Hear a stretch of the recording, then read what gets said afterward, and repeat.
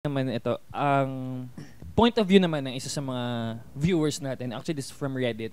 Sabi niya, seriously, what is it with Pinoys and their obsession with love teams? Don't get me wrong, it's okay to admire celebrities and be a fan of them. But oftentimes, parang nagiging borderline cult behavior na ang most Pinoys when it comes to love teams. Even to the point of shipping people who already have a significant other, or just two celebrity friends na wala namang romantic chemistry. I just find it cringe and don't get why most Pinoys are like this, heavily obsessed with love teams. I don't think it's that deep. Yeah. Like, I don't think it's that deep. Like, it's a love team. Like, even if, for example, na, yun nga, may kanya-kanyang partners yung each, it's work. And as long as the boundaries are clear, alam nyo kung ano yung ginagawa ninyo. And you're doing that to further your career, but also because yung partnership ninyo on screen gives people joy. Yeah, totoo yun. Diba? Yeah. Meron, they're rooting for you, napapasaya mo yung araw nila, napapangiti mo sila. Yeah. So, yun lang naman yun. Masyado lang tong, it's too deep. Siguro, nakikita ko lang the problem with it is if parang nalilimitahan na yung personal na buhay nung mga may love team doon. Doon ko nakikita yung mali na hindi na sila makagalaw kung paano nila gusto talagang gumalaw. Yeah. Which is, gets naman syempre pag public figure ka, meron talagang mga consequences. Meron ka talagang mga kailangang i-sacrifice. Yes, tama. Pero, huwag naman masyadong mataas yung standard naman. Pwede namang, may tao din naman yung mga yan. Totoo. Ayun. Kayo, Yeah. anong nyo doon? Opinion nyo? Ako, totoo yung sinabi mo nga, singer friend. Singer friend. As Totoo both singers. yun. Kasi like ako, growing up, mas madali ko talaga nakakasundo yung boys. Kasi yung mga hilig ng mga girly girls, hindi ko talaga like mga nails, mga salon dates. Hindi ko siya vibe. Like, mas gusto ko yung lalo magmamall, di ba, Aki? Ever since nagkakilala kami ni Aki, mas malapit talaga ako sa mga boys. Like, yan si Sean, si Vince, lahat, si Bryce, yan si Anton. So, isa ako sa mga may love team na madaling na-judge na parang walang respect for Allen. Parang ba't ako nakikipag-post with other boys? Ba't ko sila pinopost?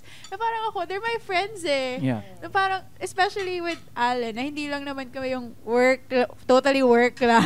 Kung like si Allen nga, walang problema eh. So, why do people like have to put meaning into that? Feeling ko yun yung toxicity ng love team culture. Yeah. Actually, love team kaming 6. Tama. Di ba kami yun? Oo. Pero feeling ko rin naman now, like, napapansin ko the times are changing a bit. Yeah. Parang may mga love team na like Actually. Barda. Yeah. Sa PBB, yung si River with Jella, and may love team pa rin siya na iba na parang mas accepting na yung Filipino people with na may sariling partners yung mga love team nila on screen. Yun nga eh. Kumbaga ano na yun eh, bonus na yun kung kayo talaga ng love team. Yeah. Oo. Yeah. Kasi at the end of the day, trabaho pa rin yan eh. Yeah. May mga Gabi natin. Oo. Tama siya. Pero kasi 'di ba nasa entertainment industry Ayan. tayo. So parang syempre trabaho natin, nature of work natin to entertain people. So ewan ko, parang para sa akin din sana magkaroon din ng ayun nga, natutuwa nga din ako kasi nakikita ko medyo okay na nga din yung mga anong perception ng tao sa mga love teams, medyo hindi na sila ganun ka. Ayun nga, pero kanina yung binasa ni Sean sa Reddit, medyo ano yun si ate, medyo Gina G.